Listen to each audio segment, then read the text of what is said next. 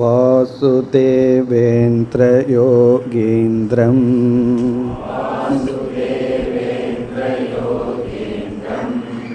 நத்வா ஞானப்ரதம் குரும்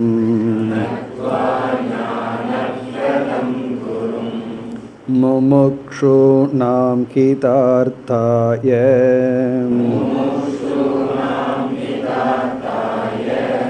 தத்வபோதோ பிதீயதே.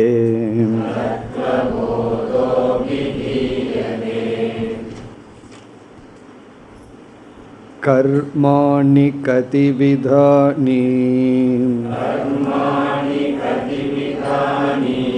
சந்தீதி சேத் ஆகாமி சஞ்சித பிராரப்த பேதேன த்ரிவிதானி சந்தி.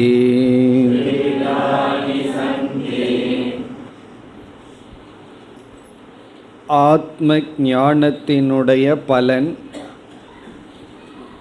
உயிரோடு இருக்கும் பொழுது மன துயரத்திலிருந்து விடுதலை அடைதல், அதை ஜீவன் முக்தி என்றும், இறந்ததற்கு பிறகு ஜீவன் மீண்டும் ஷரீரத்தை எடுப்பதில்லை, மீண்டும் பிறப்பதில்லை. காரணம், அனைத்து கர்மங்களும் நாசம் அடைகின்றது. கர்ம நாசம் என்பது இரண்டாவது பலன். அதை விதேக முக்தி என்றும் பார்த்து, அந்த கர்ம நாசத்தை பற்றி நாம் தெரிந்து கொள்ள வேண்டும் என்றால் ஒரு ஜீவனுக்கு எப்படிப்பட்ட கர்மங்களெல்லாம் இருக்கின்றன என்று கர்ம தத்துவத்தை நாம் சென்ற வகுப்பில் விசாரம் செய்தோம். சுருக்கமாக நாம் சென்ற வகுப்பில் பார்த்த கருத்தை ஞாபகப்படுத்தி கொண்டு பிறகு இந்த நூலுக்குள் இன்று செல்லலாம். நாம் செய்கின்ற அனைத்து செயல்களுக்கும் திருஷ்ட பலன், அதிருஷ்ட பலன் என்று இரண்டு பிரயோஜனங்கள் இருக்கின்றன என்று பார்த்தோம். திருஷ்ட பலன் என்றால் கண்ணுக்கு தெரிகின்ற பலன். அதிருஷ்ட பலன் என்பது பாபம் புண்ணியம் என்கின்ற பலன். அதிருஷ்ட பலனையும் நாம் இரண்டாக பிரித்து பார்த்தோம். புண்ணியம் பாபம். நல்ல பாவனையுடன் செயல் செய்திருந்தால் புண்ணியமும், தீய நோக்குடன் செயல் செய்திருந்தால் பாபம் என்கின்ற அதிருஷ்ட பலன் வருகின்றது. இந்த அதிருஷ்ட பலன் நம்முடைய சங்கல்பத்தின் அடிப்படையில் வருகிறது. மேலும் சாஸ்திரத்தில் கூறிய தர்மப்படி நம்முடைய செயல்கள் அமைந்திருந்தால் புண்ணியம் என்றும், சாஸ்திரத்தில் செய்யக்கூடாது என்று நிஷித்தம் செய்த செயல்களில் ஈடுபட்டிருந்தால் பாபம் என்ற பலனும் வருகிறது. இனி இந்த பாப புண்ணியமானது, புண்ணியம் இன்பத்தை கொடுத்து தீரும், பாபம் துன்பத்தை கொடுத்து தீரும். இந்த அதிருஷ்ட பலன் சுகதுக்க ரூபமாக அது நீங்குகின்றது. இப்போ சுகதுக்கத்தை கொடுக்க வேண்டும் என்றால் அதற்கு தகுந்த உடலையும் உலகத்தையும் கொடுக்க வேண்டும். ஒரு ஜீவன் தன்னுடைய கணக்கில் சேர்த்து வைத்திருக்கின்ற பாப புண்ணியங்களை, ஏற்கனவே அவனிடம் இருக்கின்ற பாப புண்ணிய குவியலை நாம் சஞ்சித கர்ம என்று அழைக்கின்றோம். சஞ்சித கர்ம என்றால் ஒரு ஜீவனிடம் ஏற்கனவே இருக்கின்ற பாப புண்ணியங்களினுடைய குவியல். அந்த பாப புண்ணிய குவியல் அனைத்துமே வெளிப்பட முடியாது. ஒரு விதமான பாவம், ஒரு விதமான புண்ணியம் வெளிப்பட்டு அது தீருவதற்கான ஜென்மம் ஒரு ஜீவனுக்கு கிடைக்கின்றது. அப்படி எந்த பாப புண்ணியம் சஞ்சிதத்திலிருந்து வெளிப்பட்டதோ அதை நாம் பிராரப்தம் என்று பார்த்தோம். பிராரப்தம் என்றால் சஞ்சிதத்திலிருந்து வெளிப்பட்ட பாப புண்ணியங்கள். அது இந்த உடலையும் சூழ்நிலையையும் கொடுத்து இன்ப துன்பத்தை நமக்கு கொடுக்கின்றது. பிறகு ஒரு மனிதனாக பிறந்த ஜீவன் பிராரப்தத்தினால் உடலை அடைந்து தன்னுடைய சுகதுக்கங்களை அனுபவித்து கொண்டிருக்கும் பொழுது, அதாவது பிராரப்தத்தை தீர்த்து கொண்டிருக்கும் பொழுது புதிதாக பாப புண்ணியத்தை சேர்த்து கொள்கின்றான். அதை நாம் ஆகாமி கர்ம என்று பார்த்தோம். ஆகாமி கர்ம என்றால் மனிதன் பிராரப்தத்தை தீர்த்து கொண்டிருக்கும் பொழுது புதிதாக பாப புண்ணியத்தை சேர்த்து கொள்ளுதல். இந்த ஆகாமி கர்ம என்ன ஆகும்? மனித சரீரத்தை அவன் விடுத்து மரணத்தை அடைந்தவுடன் இந்த ஆகாமி சஞ்சிதத்தில் சேர்ந்து கொள்ளும். அதற்கு பிறகு அந்த ஜீவனுக்கு வேறொரு பாப புண்ணிய குவியலானது வெளிப்பட்டு வேறொரு சரீரத்தை கொடுக்கும். அது மனித சரீரம்தான் என்று இல்லை, சஞ்சிதத்திலிருந்து எது வேண்டுமானாலும் வெளிப்படலாம். இப்படி ஒரு மனிதனிடம் அல்லது ஒரு ஜீவனிடம் கர்மங்கள் குவிந்திருப்பது சஞ்சிதம் என்றும், அதிலிருந்து வெளிப்பட்ட சிறிய கர்மம் பிராரப்தம் என்றும், பிராரப்தத்தை அனுபவிக்கும் பொழுது சேர்த்து கொள்கின்ற கர்மத்தை நாம் ஆகாமி என்றும் பிரிக்கின்றோம். இப்படி நம்ம கர்ம தத்துவத்தை நாம் பார்த்து முடித்தோம். பிறகு இறுதியாக நாம் விசாரம் செய்தது, இந்த கர்மா தியரியிலிருந்து நமக்கு என்னென்ன பலன் கிடைக்கின்றது, இந்த கர்ம தத்துவத்தை சரியாக புரிந்து கொண்டால் நாம் அடைகின்ற பலன் என்ன என்பதையும் பார்த்தோம். அதில் முதல் பலன் என்னவென்றால், இந்த உலகத்தில் எத்தனையோ வேற்றுமைகளை பார்க்கின்றோம். ஒவ்வொரு விதமான ஜீவர்கள், மனித ஜீவன் என்று எடுத்துக்கொண்டாலே சிலர் பிறவியிலேயே சில ஊனங்களுடன் அல்லது சில குறைகளுடன் இருக்கின்றார்கள். சிலருக்கு இடையில் அது ஏற்படுகிறது. சிலருக்கு உடல் ஆரோக்கியம் 80-90 வயது வரை இருக்கின்றது. இந்த வேற்றுமைக்கு யார் காரணம் என்றால், யாரையுமே நம்ம காரணம் சொல்ல விரும்பல, தெரியலனா இயற்கை, சான்ஸ், லக் அப்படின்னு சொல்லிடுவோம். அப்படின்னு சொன்னால் என்ன அர்த்தம் அப்படின்னா, அதுக்கு நான் பதில் தேட விரும்பவில்லைன்னு அர்த்தம். ஈஸ்வரனை சொல்ல முடியாது. ஆனால் இந்த கர்மா தியரி சொல்கின்றது, அவரவர்களுடைய கர்ம வினைதான், அவரவர்களே பொறுப்பு. இப்போ நம்ம தான் பொறுப்பு. நமக்கு எப்படிப்பட்ட உடல் கிடைச்சிருக்கு, எப்படிப்பட்ட உலகம் கிடைச்சிருக்கு, நமக்கு கிடைத்த பெற்றோர்கள், சில முக்கிய உறவுகள், இது எல்லாமே நம்முடைய கர்ம வினையினுடைய பலன். நமக்கு கிடைச்ச கர்ம வினையினுடைய பலன் தான் சில உறவுகள், பிறகு நம்முடைய உடல், சூழ்நிலைகள் எல்லாமே. ஆகவே யாரையும் குறை சொல்ல முடியாது. இந்த உலகத்தில் இருக்கின்ற அனைத்து வேற்றுமைகளுக்கும் அவரவர்களே காரணம், யாரும் காரணம் அல்ல. நீ அடுத்த கேள்வி கேட்கலாம், அப்படி இருந்தால் ஈஸ்வரன் எதற்கு வரணும்? கடவுளே வேண்டாமே, அவங்கவுங்க செய்கிறாங்க, பலனை அனுபவிக்கிறார்கள். இப்போ கடவுள் எதற்கு வர வேண்டும் என்றால், ஈஸ்வரன் என்பவர் அறிவுடைய ஒரு தத்துவம். கர்மம்ங்கிறது ஜடமானது. ஜடமான கர்மம் ஒரு அறிவுடைய ஒருவருடைய கைடன்ஸில் தான் அது செயல்படும். இப்போ டிராஃபிக் ரூல்ஸ் இருக்குது. அந்த ரூல்ஸை மீறி போயிட்டோம் அப்படின்னா அந்த ரூல்ஸ் நம்ம தண்டனை கொடுக்க முடியாது. அதை பார்த்துட்ருக்கிற டிராஃபிக் கான்ஸ்டபிள் இருந்து அவர் தான் நமக்கு தண்டனை கொடுக்க முடியும். ஆகவே கர்மங்கிறது ஜடமானது. அதை ஒரு சேத்தன தத்துவம் தான் அதை சரியாக அந்த கர்மத்தை வழி நடத்த முடியும். ஆகவே ஈஸ்வரன் அந்தந்த ஜீவர்களினுடைய கர்மத்தை அந்தந்த ஜீவர்களுக்கு தவறாமல் வகுத்து கொடுப்பவர். அதனால தான் ஈஸ்வரனுக்கு கர்ம பல தாதா, கர்ம பலனை கொடுப்பவர். அதையெல்லாம் நியமம் ரெகுலேட் பண்ணி கொடுப்பவர்.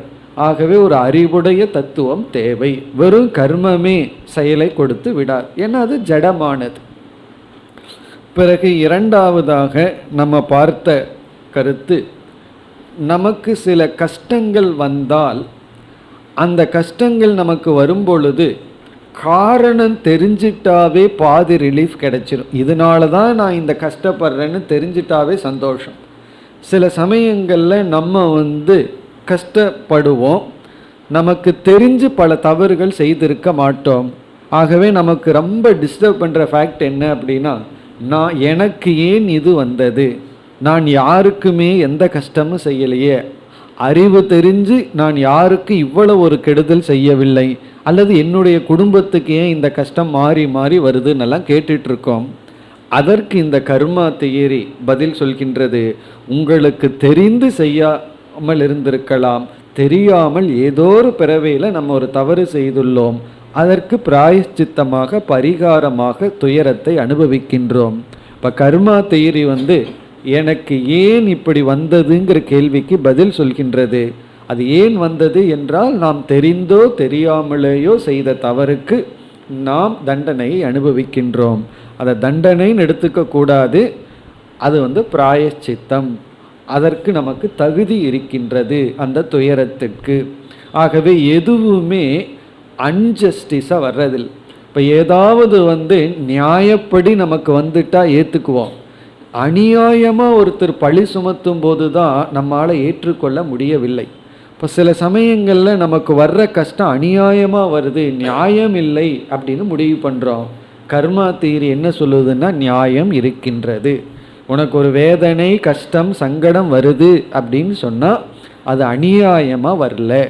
இல்லையே அவன் எனக்கு அநியாயமாக பழி சுமத்தி கஷ்டத்தை கொடுத்துருக்காரானேன்னா, அநியாயமாவோ நியாயமாவோ அவன் பழி சுமத்தலாம் உன்னுடைய அறிவுக்கு. ஆனால் உனக்கு வருகின்ற கஷ்டம், சரி அநியாயமாக ஏன் உன் மீது பழி சுமத்தினா வேற யாராவது மீது பழி சுமத்தி இருக்கக்கூடாது அல்லவா? பண்ணியிருக்கலாமா? ஏன் அநியாயமாவது என் மீது பழி வந்தது, சங்கடம் வந்தது?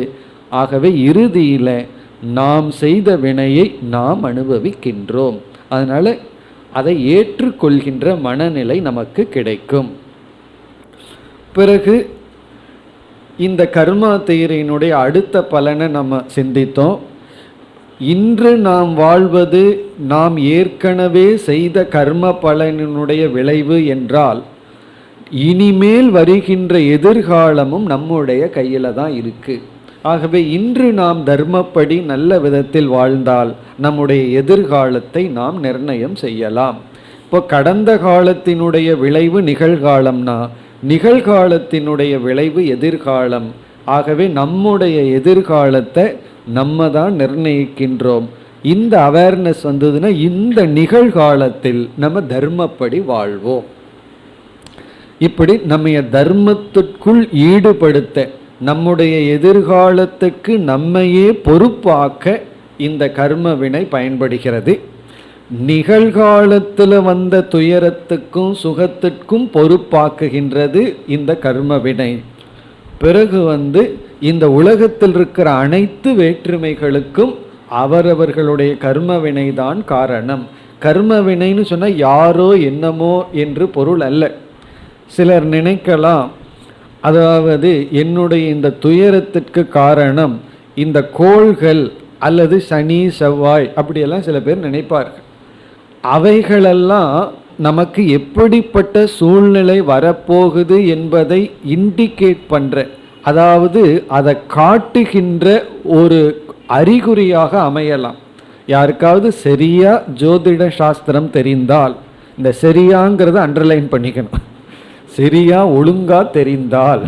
காரணம் என்னன்னா, ஒரு ஜோதிடம் சொல்பவர்கள் வெற்றிலை பாக்கம் கூட போடக்கூடாதான், காசுக்காக அதை செய்யக்கூடாதான். அவ்வளவு தூரம் உபாசனை செய்தால்தான், தியானத்துல எல்லாம் இருந்தால் தான் அவங்களுக்கு அந்த கால்குலேஷன் எல்லாம் புரிக்குமா. ஸோ அந்த அளவுக்கு ஒரு மனப்பக்குவம் இருந்தால் தான் அங்கே வாக்கு பழிக்கும்னெல்லாம் ஏதோ சொல்கிறார்கள்.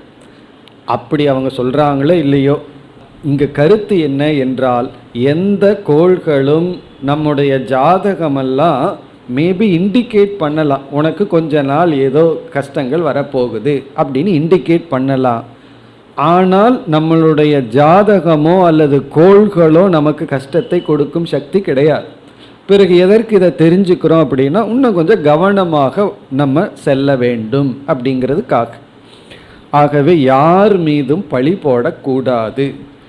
சுற்றத்தாரோ சூழ்நிலையோ அல்லது சனி பகவான் மீதோ அல்லது செவ்வாய் பகவான் மீதோ பழி போடாமல் நம் மீதே நம்மை முழு பொறுப்பு எடுக்க வைக்கின்றது இந்த கர்ம தத்துவ விசாரம்.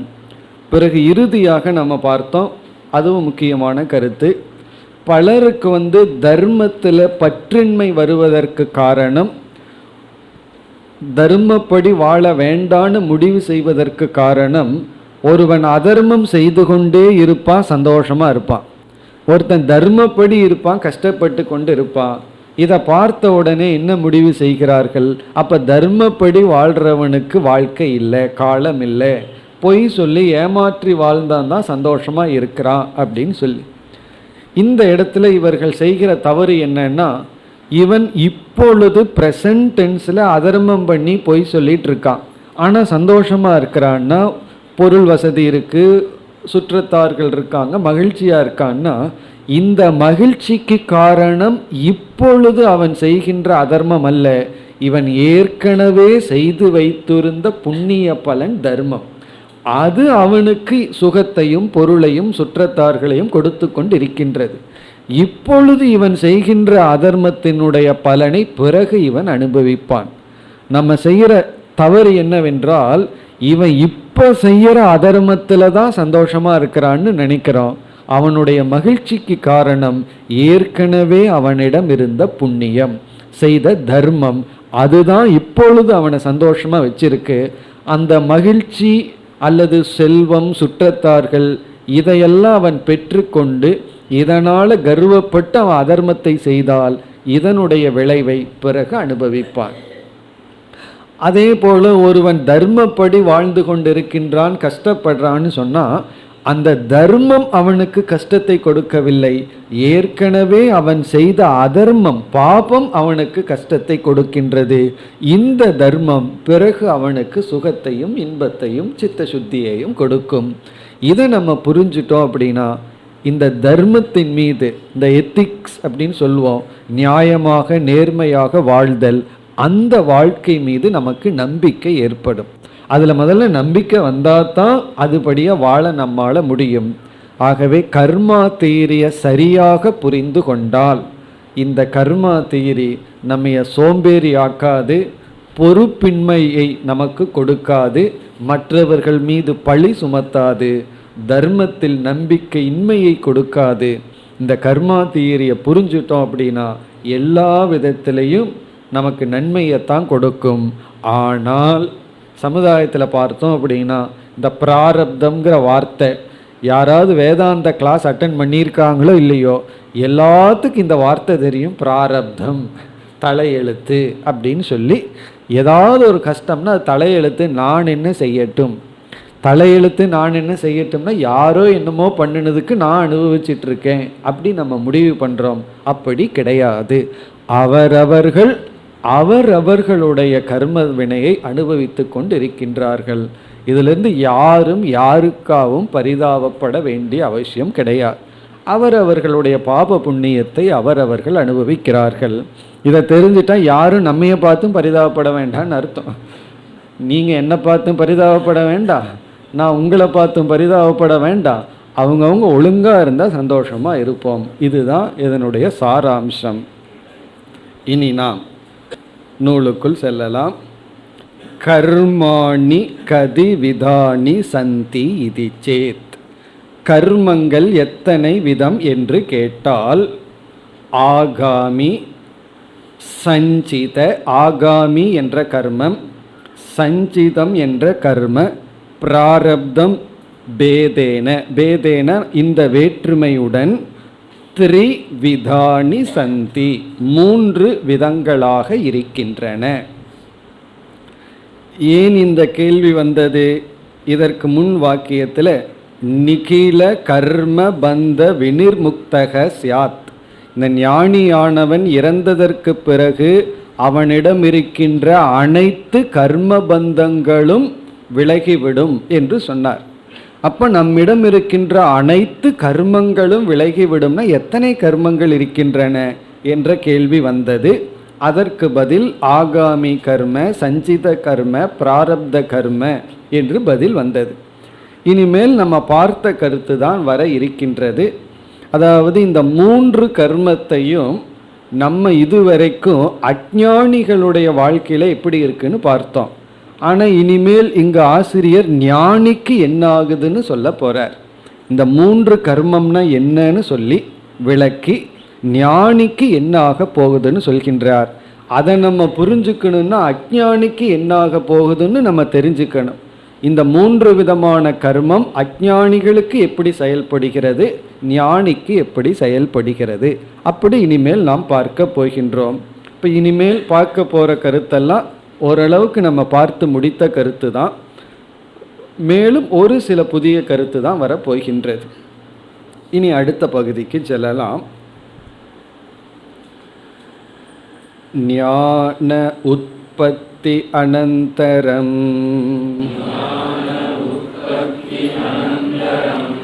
ஞானி தேகக்ருதம் புண்ணிய பாபரூபம் கர்ம யதஸ்தி தது ஆகாமி இத்யபிதீயதே.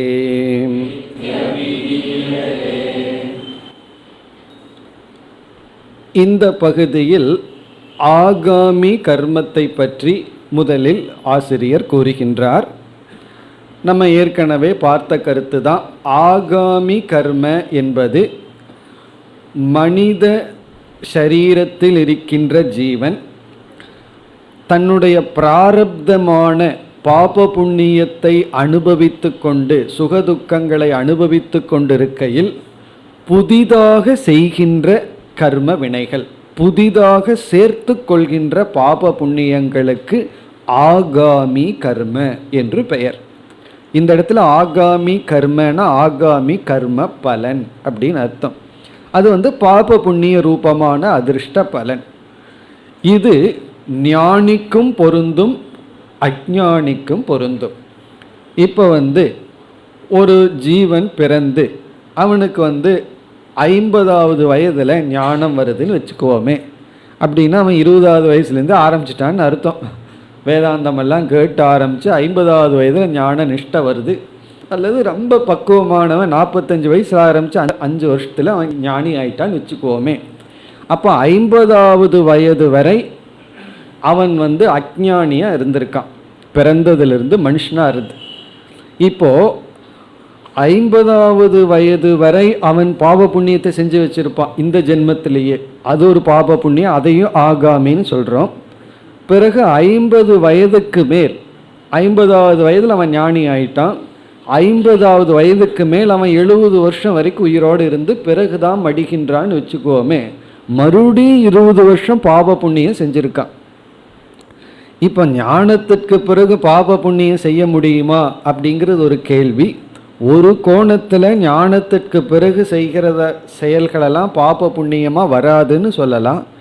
இனி ஒரு கோணத்தில் நம்ம விவகாரத்தில் சில தவறு செய்வோம், தெரியாமல் சில பாபத்தை பண்ணுவோம். நல்லது பண்ணால் விரும்பியோ விரும்பலையோ புண்ணியம் வரும். இப்போ ஞானம் அடைஞ்சதற்கு பிறகு ஒரு நல்ல காரியம் அவர் செஞ்சாருன்னா தர்மம் தானமெல்லாம் பண்ணி அல்லது ஞானத்தையும் மற்றவர்களுக்கு எடுத்து கொடுக்கிறார், இதனால் ஒரு புண்ணியம்னு வந்தால் அப்படி ஒரு புண்ணியம் வரலாம். சில சமயம் விவகாரத்தில் தெரிஞ்சோ தெரியாமலேயோ சில பாபங்கள் செய்து விடலாம். ஆனால் ராகத்வேஷத்தினாலேயோ மோகத்தினாலேயோ பாபம் செய்ய மாட்டார்கள். ஞானத்திற்கு பிறகு விருப்பு வெறுப்பின் தூண்டுதலையோ மோகத்தின் தூண்டுதலையோ பாபம் வராது. அறியாமையினால் வரலாம். அல்லது வாழ்க்கைன்னு இருக்கும்போதே சில உணவு உட்கொள்ளும் பொழுதோ நடக்கும் பொழுதோ சில உயிரினங்களை கொல்ல வேண்டியது இருக்குது. இப்போ பாச்சை கொசு இதெல்லாம் கொல்ல வேண்டியது இருக்குது. எத்தனையோ சில பாபங்கள் தெரிஞ்சோ தெரியாமலோ பண்ண வேண்டியது இருக்குது. அப்படி ஞானியும் கூட ஞானம் வர்றதுக்கு முன்னாடி செஞ்ச பாப புண்ணியம் இருக்குது, ஞானத்துக்கு பிறகு செஞ்ச பாப புண்ணியம் இருக்குது. இதெல்லாம் என்ன ஆகும்னு பிறகு சொல்ல போகிறார். ஆனால் இந்த இடத்துல ஆகாமி கர்ம என்பது இந்த சரீரத்தில் செய்யப்படுகின்ற இந்த ஜென்மத்தில் இந்த சரீரத்தில் சேர்க்கப்படுகின்ற புதிய பாப புண்ணியம். இது அஞ்ஞானிக்கும் பொருந்தும் ஞானிக்கும் பொருந்துகின்றது.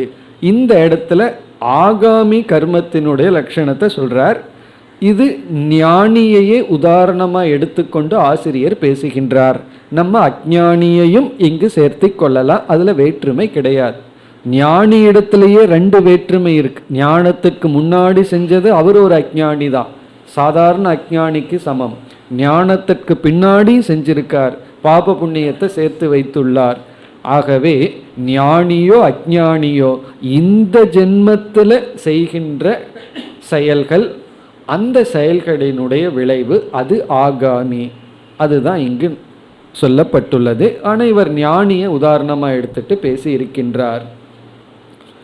ஞான உற்பத்தி அனந்தரம், ஞானம் தோன்றியதற்கு பிறகு, ஞான உற்பத்தி அனந்தரம். இங்கே ஞானம்ங்கிறது ஞான நிஷ்டைன்னு எடுத்துக்கொள்ள வேண்டும். இப்போ இந்த ஞானம்ங்கிறது 20 வயசில் வேண்டுமானாலும் வரலாம், அல்லது 50 வயசில் வரலாம், அல்லது கடைசி காலத்தில் வேணாலும் வரலாம். 70 வயசில் வேணாலும் ஞானம் 2 நாள் ஞானத்தோடு இருந்துட்டும் போகலாம். அது எப்போ வருதோ எப்போ வேண்டுமானாலும் வரலாம். இப்போ ரமண மகரிஷி போன்றவர்களுக்கெல்லாம் பார்த்தா சிறு வயதிலேயே அவருக்கு ஞானம் கிடைச்சிடுது. சிறு வயதுன்னா ஒரு 30, 20, 25 வயசுலேயே அவர் ஞானத்தை அடைஞ்சிருக்கலாம். அதுக்கப்புறம் ஞானியாக ரொம்ப வருஷம் வாழ்ந்தார். சில பேர் ரொம்ப தவம் பண்ணி கடைசி காலத்தில் ஞானத்தை அடைந்திருக்கலாம். அப்படி ஞான உற்பத்தி அனந்தரம் ஞானி தேக கிருதம், ஞானியினுடைய தேகத்தினால் செய்யப்பட்ட, ரொம்ப அழகான வார்த்தையை போடுறார் ஆசிரியர். ஞானி செய்த பாப புண்ணியம்னு போடலை, ஞானி தேக கிருத்தம், ஞானியினுடைய உடல் செய்த பாப புண்ணியம். நம்முடைய உடலினுடைய செயலை என்னுடைய செயல் நான் செய்கிறேன்னு அஞ்ஞானி சொல்லுவான். ஆனால் ஞானியை பொறுத்த வரைக்கும் அவனுடைய என்ன சொல்லுவான், இந்த உடல் இந்த மனம் செய்கின்ற. அப்படி ஞானி தேக கிருத்தம்னா ஞானியினுடைய உடலால் செய்யப்பட்ட. இப்போ ஞானியினால் செய்யப்படவில்லைன்னு அர்த்தம். ஞானியினுடைய உடலால் செய்யப்பட்ட புண்ணிய பாப ரூபம் கர்ம, புண்ணிய ரூபமாக பாப ரூபமாக எந்த கர்மம் இருக்கின்றதோ, அதாவது ஞானியே நல்லது செஞ்சிருந்தா புண்ணியம் வரும். ஞானியே சில சமயங்களில் தெரியாமலோ அறியாமலோ யாரையாவது புண்படுத்தி அல்லது கஷ்டப்படுத்தி இருந்தால் அதனால சில பாபம் என்பது வரும். புண்ணிய பாப ரூபம் கர்ம. அப்போ ஞானியும் கூட பாவம் பண்ணுவானா? இப்போ நானும் பாவம் பண்ணுறேன் ஞானியும் பாவம் பண்ணுறேன், என்ன வித்தியாசம்னு கேட்டக்கூடாது. நம்ம வெறுப்பில் தூண்டப்பட்டு, மோகத்தில் தூண்டப்பட்டு, பொறாமையில் தூண்டப்பட்டு அஞ்ஞானிகள் பாவம் செய்வார்கள். ஞானியினுடைய பாவம் பாவம் பண்ணணுங்கிற எண்ணத்தில் இல்லை. ஏன்னா விவகாரத்தில் எல்லா சமயங்கள்லையும் நம்முடைய புத்தி சரியாக புரிஞ்சுக்கணுங்கிற அவசியம் கிடையாது. ஒரு குருவாக இருக்கிறவர் சரியான சிஷ்யனை தப்பாக புரிஞ்சுக்கலாம், அல்லது தவறான சிஷ்யனை சரியாக புரிஞ்சுக்கலாம். ஏன்னா ஒருவருடைய மனசுங்கிறது நமக்கு கண்ணுக்கு தெரியாது. அப்படி விவகாரத்தில் தெரியாமல் ஹர்ட் பண்ணியிருக்கலாம், துன்புறுத்தி இருக்கலாம். அப்படி அறியாமையினால் வரலாம். அவருக்கு ஆத்ம ஞானம் இருந்தாலும் எல்லா காலத்திலையும் விவகாரம் 100% இருக்கணுங்கிற அவசியம் கிடையாது. அப்படின்னா ஞானி தாறுமாறாக விவகாரம் பண்ணலாமான்னு அர்த்தம் கிடையாது. பொதுவாக சரியாக இருக்கும், சில சமயங்களில் சில. அது மட்டுமல்ல, வாழ்க்கைன்னு வாழ்ந்தால் ஏதாவது விதத்தில் நம்ம மற்றவங்களை ஹர்ட் பண்ணுவோம். ஒருவர் சொன்னார், நான் உங்களால் ஹர்ட் ஆகிட்டுருக்கேன்னா, சரி நான் என்ன பண்ணுறதுனால நீ ஹர்ட் ஆகிறேன்னா, நீங்கள் உயிரோடு இருக்கிறதே நான் ஹர்ட் ஆகிறேன். நம்ம என்ன பண்ண முடியும்? நம்ம உயிரோடு இருந்தாவே சில பேர் ஹர்ட் ஆகுறாங்கன்னா அதுக்காக நம்ம செத்தா போகிறது. ஆகவே சில பேர்த்துக்கு அப்படி இருக்குது. அப்படி நம்ம 100% யாரையும் துன்புறுத்தாமல் வாழ முடியாது. நம்ம பார்த்தாவே சில பேர்த்துக்கு வயிறு தெரிஞ்சால் அதுக்கு நம்ம என்ன பண்ண முடியும்? அதனால் ஒன்றும் பண்ண முடியாது. அப்படி ஞானியினுடைய நிமித்தமாகவும் உடல் நிமித்தமாகவும் பாபங்கிறது வரலாம். ரூபம் கர்ம ஏதஸ்தி, எந்த ஒரு கர்மம் இருக்கிறதோ தது அந்த கர்ம ஆகாமி இதி அபிதீயதே, ஆகாமி என்று சொல்லப்படுகிறது. அந்த கர்மத்துக்கு பேரு ஆகாமி. இப்போ இந்த இடத்துல ஆசிரியர் ஞானி என்னுடைய கர்மத்தை மட்டும் எடுத்துட்டு நமக்கு சொல்றார். ஏன்னா ஏன் இதை பேசுறாருன்னா, இவர் இங்க அஞ்ஞானியை பற்றி பேச விரும்பல, ஞானியை பற்றி பேச விரும்புகிறாரு. ஏன்னா ஞானத்திற்கு பிறகு ஞான பலனைத்தான் இங்கே சொல்ல விரும்புகிறார். ஆனால் நம்ம இந்த இடத்துல பொதுவாகவே கர்மா தியரியும் படிச்சுட்டோம், எதை தெரிந்து கொள்ள வேண்டும்ங்கிறதுக்காக. ஆகவே நம்ம இப்போ எப்படி புரிஞ்சுக்கலாம்? அஞ்ஞானியாக ஒருவன் இருந்தால் அவன் பிராரப்தத்தை அனுபவித்து கொண்டிருக்கும் பொழுது, பாப புண்ணியத்தை தீர்த்து கொண்டிருக்கும் பொழுது, அவன் புதிதாக பாப புண்ணியத்தை இந்த ஜென்மத்தில் சேர்த்து கொள்கின்றான். அதுவும் ஆகாமி கர்ம. ஞானி ஞானத்துக்கு முன்னாடி செய்திருந்தாலும் அதுவும் ஆகாமி கர்ம. இனிமேல் தான் சொல்ல போறாரு, இந்த பாப புண்ணியம் எல்லாம் என்ன ஆக போகுது, ஞானிக்கு எப்படி அழிய போகுதுன்னு சொல்ல போறார். இப்ப முதல்ல ஒவ்வொரு கர்மத்தையும் விளக்கி கொண்டு வருகின்றார். இனி அடுத்த கர்மத்திற்கு வருகின்றார். அடுத்த பகுதி அனந்த கோடி ஜென்மனாம் பீஜபூதம் சத் யத் கர்ம ஜாதம் பூர்வார்ஜிதம் திஷ்டதி தத் சஞ்சிதம் ஞேயம்.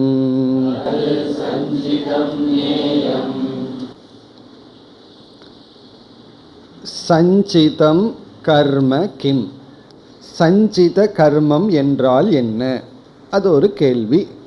ஏன்னா ஆகாமி கர்மத்தை கூறிவிட்டார், இங்கு சஞ்சித கர்மத்தை கூறுகின்றார். பொதுவாக சஞ்சித கர்மத்தினுடைய லட்சணத்தை இங்கு குறிப்பிடுகின்றார். இங்கே ஞானியினுடைய சஞ்சிதம் அஞ்ஞானியினுடைய சஞ்சிதம்ங்கிற பேதமெல்லாம் கிடையாது. இப்போ சஞ்சித கர்ம என்பது ஒவ்வொரு ஜீவராசிகளிடத்திலும் ஏற்கனவே இருக்கின்ற பாப புண்ணியங்களினுடைய குவியல், அதுதான் சஞ்சிதம். இந்த குவியலிலிருந்து தான் கொஞ்சம் கொஞ்சமாக பிராரப்தமாக வெளியே வந்துட்டு இருக்கு. இதுக்கு ஒரு உதாரணம் சொல்வார்கள். கிராமங்களில் நெல்லை ஒரு இடத்துல குவித்து வைத்திருப்பார்களாம். அந்த குவிக்கப்பட்ட நெல் சஞ்சீதம். அதிலிருந்து என்ன செய்வார்கள், கொஞ்சம் எடுத்து விதைப்பதற்காக எடுப்பார்கள். அந்த எடுக்கப்பட்ட நெல்லை எடுத்து விதைப்பார்கள் அல்லவா, அதுதான் பிராரப்தம். அந்த பிராரப்தம்ங்கிறது கொஞ்சம் சஞ்சீதத்திலிருந்து கொஞ்சம் நெல்லை எடுத்து என்ன செய்கிறோம், விதைக்கிறோம். விதைச்சதற்கு அப்புறம் என்ன செய்கிறோம், அந்த நெல்லிலிருந்து எடுக்கப்பட்டு அது பயிராகி அது பிராரப்தம். அந்த நெல் பிராரப்தத்தை அனுபவிச்சுட்டு இருக்கு. அதிலிருந்து அதிகமாக நெல் வருகிறது அல்லவா, அந்த நெல் என்ன ஆகுது, அதுதான் ஆகாமி. அது என்ன, அது மீண்டும் அந்த குடோனில் போய் சேர்ந்துக்குது, சஞ்சீதத்தில் போய் சேர்ந்துக்குது. அப்படின்னா குடோன் காலியாகிற சான்ஸே கிடையாது. அது என்ன ஆகுது, குடோன் பெருசாகிட்டே போயிட்டே இருக்கு. ஏன்னா கொஞ்சம் தான் எடுக்கிறோம். கொஞ்சம் எடுத்து இப்போ ஒரு நெல் எடுத்தால் ஒரு நெல்லாக அதிலிருந்து பிரயோஜனம் வருது. அதுலேருந்து எவ்வளவு சேர்த்தி கொள்கிறோம். ஆகவே எடுக்கிறதே எதுக்குன்னா அதிகப்படுத்துறதுக்கு தான். அப்படி நம்ம சஞ்சீதத்திலிருந்து கொஞ்சம் பிராரப்தத்தை எடுத்துட்டு நம்ம என்ன செய்கிறோம், ஆகாமியை சேர்த்து மீண்டும் கொண்டு போய் சஞ்சீதத்தில் போட்டுக்கிறோமா. இப்படித்தான் சஞ்சீத ஜீவர்களுடைய வாழ்க்கை இருந்து கொண்டு இருக்கிறது என்று சொல்லப்படுகிறது. இந்த சஞ்சிதமெல்லாம் நம்முடைய காரண சரீரத்தில் பதிவாகி இருக்கின்றது. பிரளய காலத்தில் என்னாகின்றது என்றால், எல்லா ஜீவராசிகளும் ஒடுக்க மாயைக்குள் சென்று அடுத்த சிருஷ்டி வரும்பொழுது மீண்டும் அந்தந்த காரண சரீரத்தில் இருக்கிற சஞ்சித கர்ம அப்படியே மீண்டும் அதன் அடிப்படையில் சிருஷ்டியும் பிறவியும் வருகின்றது. ஆகவே இந்த கர்மம்ங்கிறது பிரளயத்திலையும் கூட அழிவது கிடையாது. ஞானத்தினால மட்டும்தான் அனைத்து கர்மமும் அழியும். அப்படி இருக்கிற சஞ்சிதத்தினுடைய லட்சணம் இங்கு சொல்கின்றார். அனந்த கோடி ஜென்மனாம் பீஜபூதம் சத்து.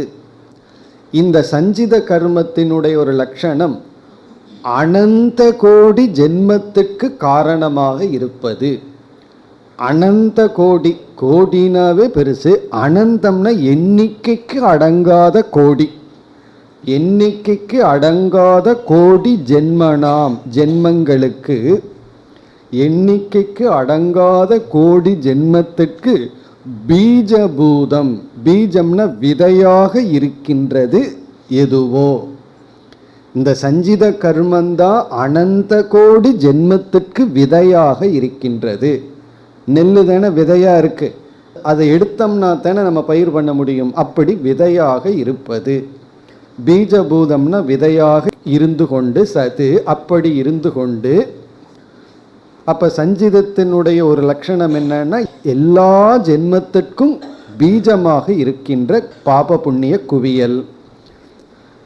எது கர்மஜாதம், கர்மஜாதம்னா கர்மத்தினுடைய சேர்க்கை, கர்ம சமூகம். இங்க ஜாதம்னா சேர்க்கை, பாப புண்ணியம் போன்ற கர்மத்தினுடைய சேர்க்கை.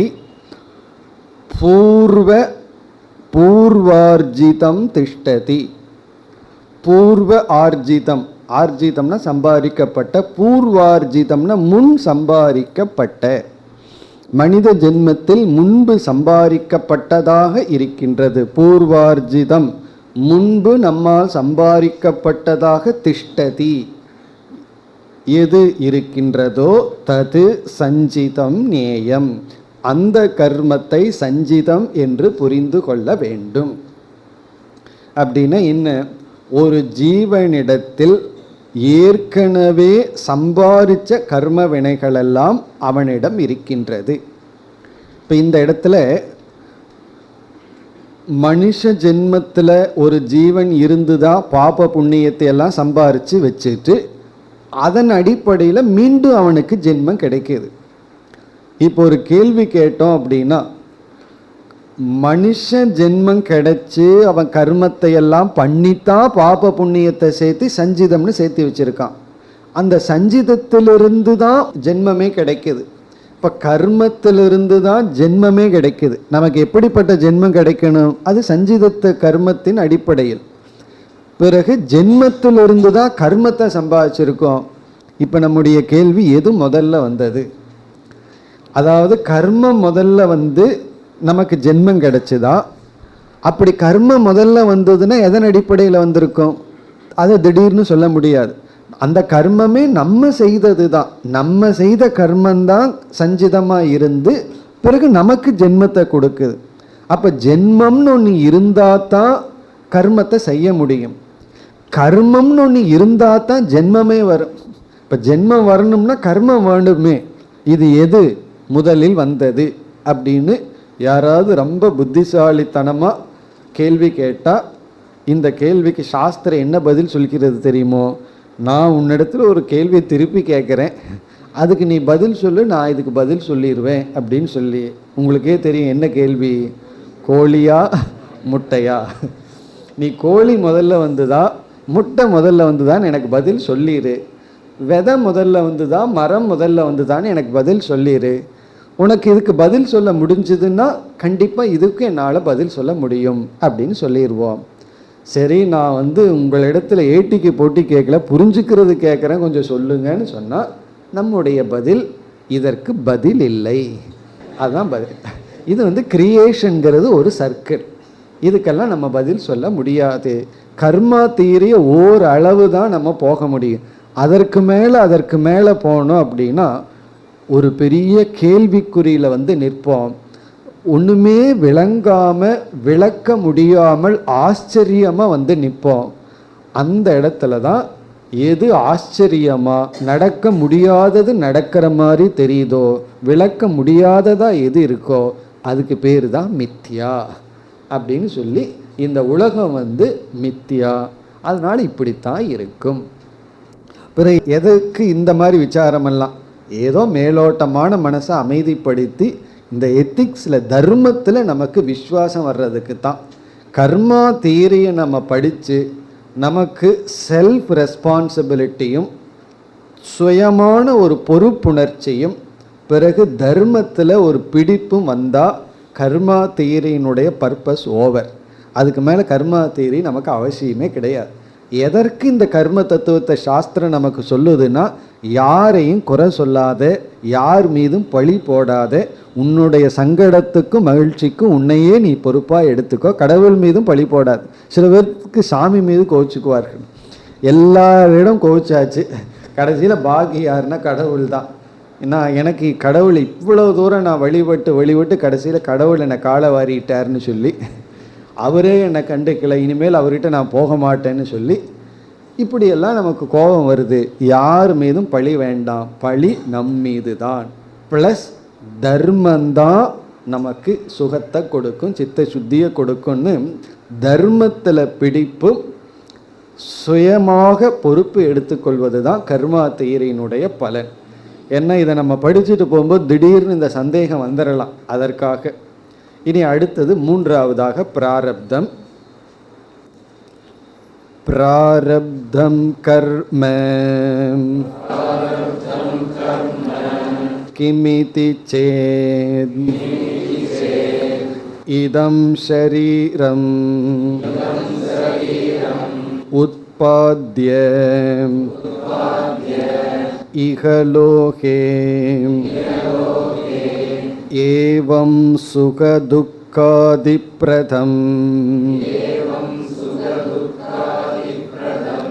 யத் கர்ம தத் பிராரப்தம் போகேன நஷ்டம் பவதி பிராரப்த கர்மணாம் போகாதேவ க்ஷய இதி. பிராரப்தம் கர்ம கிம் இதி சேத். பிராரப்தம் கர்ம என்றால் என்ன? பிராரப்தம் கர்ம கிம் என்ன இதி சேத் என்று கேட்டால், இப்போ ஆசிரியர் ஆகாமி கர்மம்னா என்னன்னு சொல்லி சஞ்சித கர்மம்னா என்னன்னு சொல்லிட்டார். இனி பிராரப்தம்னா என்ன, அதற்கு இங்கு பதில் கூறுகின்றார்.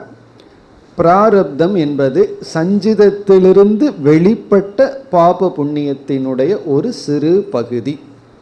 அதனால தான் அந்த வெளிப்பட்ட பகுதி எப்படிப்பட்ட உடல், எப்படிப்பட்ட சூழ்நிலை, எப்படிப்பட்ட சமுதாயம், பெற்றோர்கள், இதையெல்லாம் நிர்ணயம் செய்கிறது. எவ்வளவு வருஷம் இருக்கிறது, எப்படிப்பட்ட ஆரோக்கியம் முதலியவைகளையெல்லாம் நிர்ணயம் செய்கின்றது. அதுதான் இங்கு சொல்லப்படுகிறது. இதம் ஷரீரம் உட்பாத்திய. இதம் ஷரீரம்னா இந்த உடலை, இதம் ஷரீரம் இந்த உடலை அப்படின்னா அவரவர்களுடைய உடல். மனுஷ சரீரம், மிருக சரீரம், பறவைகளினுடைய சரீரம், மரம் செடி கொடி சரீரம் போன்ற இந்த சரீரத்தை உட்பாத்திய தோற்றி வைத்து. என்ன, சஞ்சிதத்திலிருந்து வெளிப்பட்ட பாப புண்ணியம் அப்படிப்பட்டது.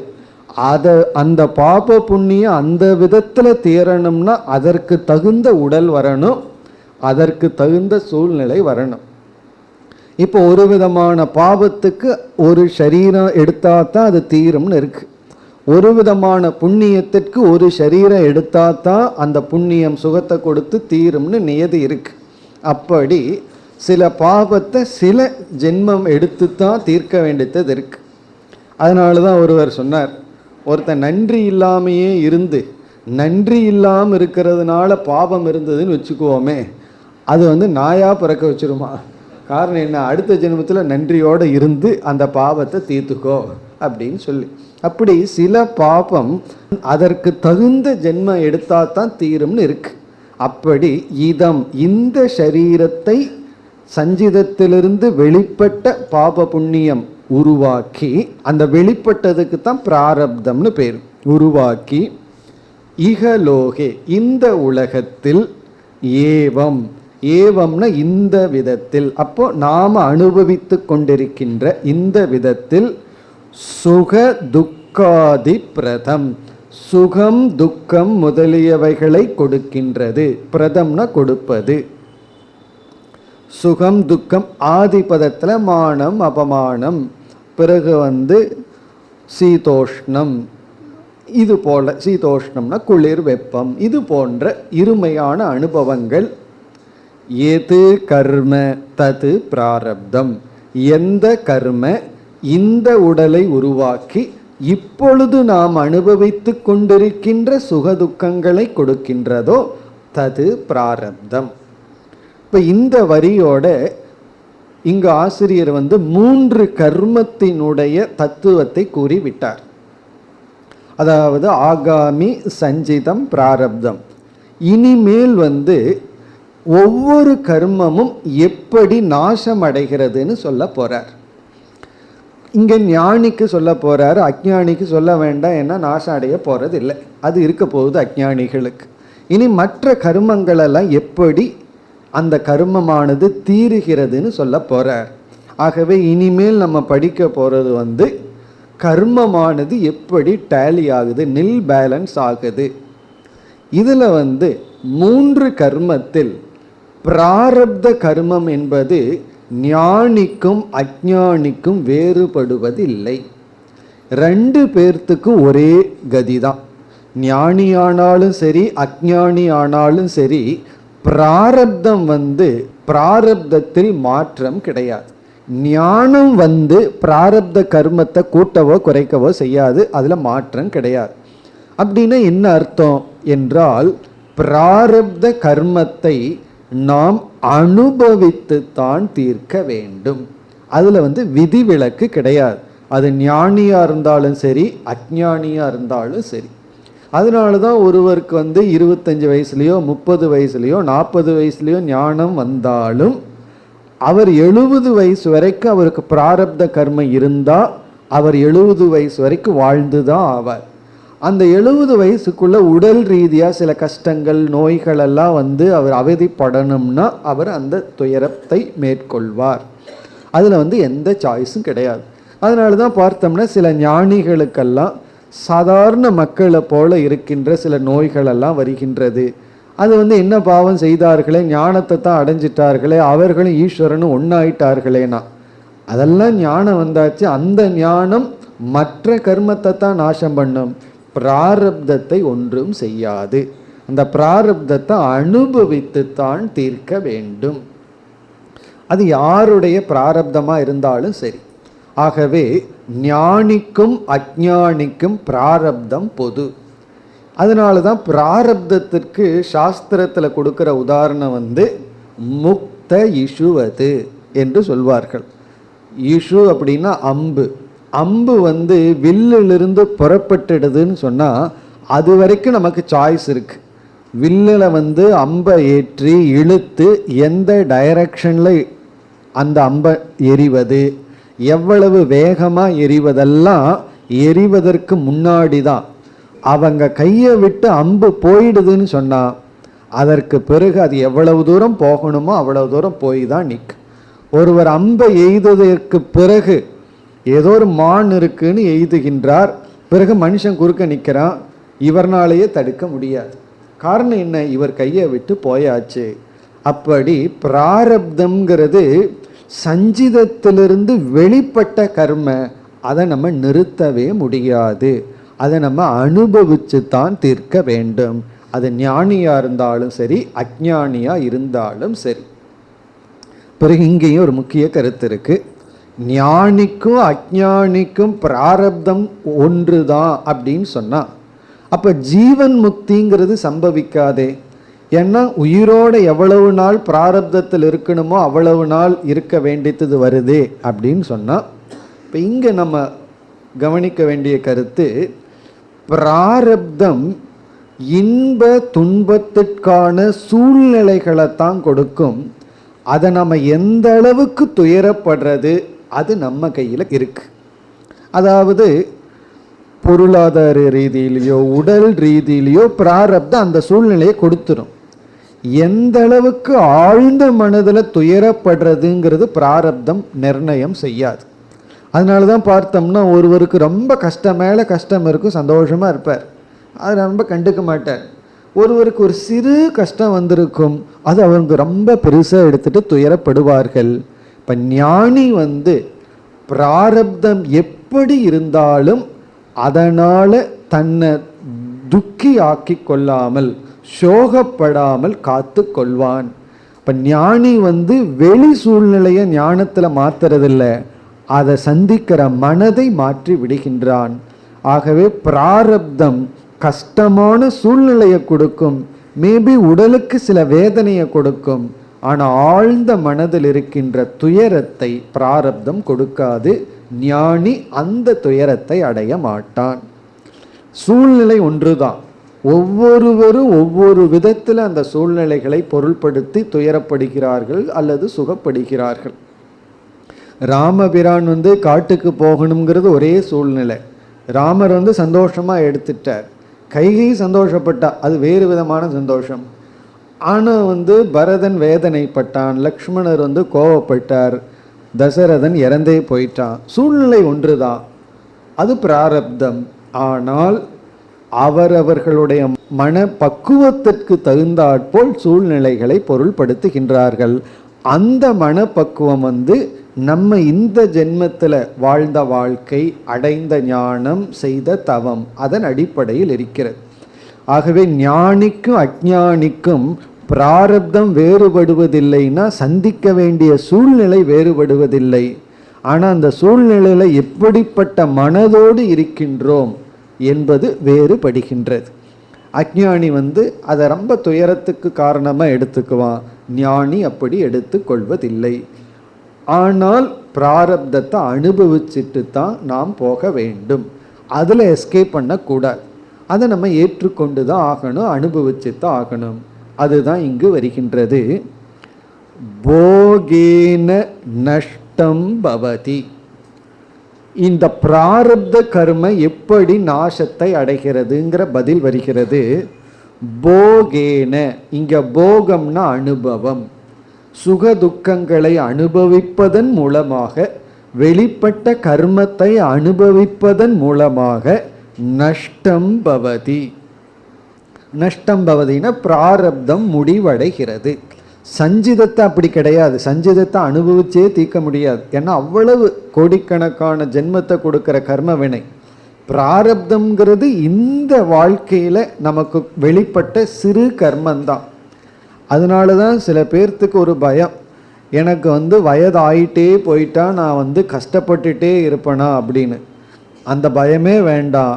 கண்டிப்பாக ஒன்று நிச்சயம், என்ன தெரியுமோ, நம்ம நிச்சயமாக செத்து போவோம். அதனால் பயமே வேண்டாம். சில பேர்த்துக்கு பயம், நான் இப்படியே உடலில் நோய்வாய்ப்பட்டு கஷ்டப்பட்டுட்டே இருப்பேனான்னா அந்த கஷ்டம் வேண்டாம். ஏன்னா மரணம்ங்கிறது நிச்சயம், ஆனால் பிராரப்தம்ங்கிறது கொஞ்சம்தான் இருக்குது. சில பேர்த்துக்கு 100 வயசு வரைக்கும் போகும், சில பேர் 120 மேக்சிமம். பட் அவ்வளோ தூரம் நம்ம பார்க்க போகிறதில்ல. அதனால் கண்டிப்பாக பிராரப்தத்திற்கு முடிவுண்டு. போகேன அனுபவத்தினால். இதை மீண்டும் வலியுறுத்துகின்றார்.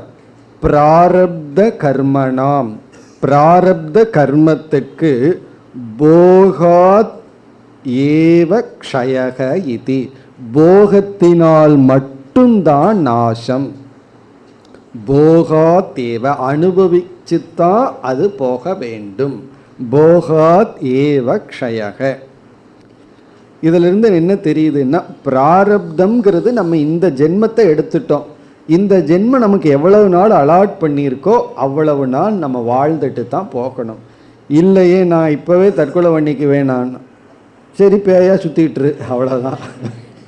நான் பிராரப்தத்தை இப்போவே முடிச்சுக்குவேன்னு சொன்னால், இந்த பிராரப்தம் ஒருத்தன் 70 வயசு வரைக்கும் இருக்கணும்னு இருக்கு. இந்த ஆள் 30லேயே தூக்கில் தொங்கிட்டாருன்னு வச்சுக்கோமே, அந்த 40 வருஷம் என்ன பண்ணிகிட்டு இருப்பார், இங்கே எங்காவது சுற்றிட்டு இருப்பார், தூக்க சுற்றி எங்காவது பேயாவது அலைஞ்சிட்டு இருக்கணும். வேறு கதி கிடைக்காது. ஆகவே எப்படியும் ஒரு ஜீவன் சரீரத்தை எடுத்துட்டா அந்த பிராரப்தம் முடிகிற வரைக்கும் அந்த பிறவையில் இருக்கணும், அல்லது பிசாசாகவோ எப்படியாவது இருந்து தான் ஆக வேண்டும். அதில் எஸ்கேப் கிடையாது. அதனால் நமக்கு அந்த எஸ்கேப் பண்ணலாங்கிற புத்தியை விட்டுருவோம், சந்திப்போம், பிராரப்தத்தை சந்திக்கலாம். ஆனால் என்னதான் துயரத்திற்குரிய சூழ்நிலையே இருந்தாலும் நம்ம மனது பக்குவம் இருந்தால் அது ஒரு மகிழ்ச்சிக்குரிய நிலை. இல்லை அப்படின்னா ஏர் கண்டிஷன் ரூமில் உட்கார்ந்துட்டு துயரப்பட்டுட்டு வேர்த்துட்டு இருக்கலாம். இன்கம் டேக்ஸ் ஆஃபீஸர் எப்போ வர்றாரோ அப்படின்னு சொல்லி பயந்துட்டு இருக்கலாம், வேர்த்துட்டு இருக்கலாம். அல்லது நம்ம வெயிலில் சந்தோஷமாக நடந்து போயிட்டு இருக்கலாம். இதெல்லாம் நம்மளுடைய மனப்பக்குவம்.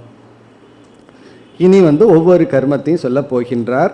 இந்த பிராரப்த விஷயத்தை சொல்லி முடிச்சிட்டார். பிராரப்தம்ங்கிறது எல்லாத்துக்கும் சமம். இனி அடுத்த கர்மம் என்ன? சஞ்சிதம் கர்ம பிரம்ம ஏவ அகமிதி நிச்சயாத்மக ஞானேன நஷ்யதி.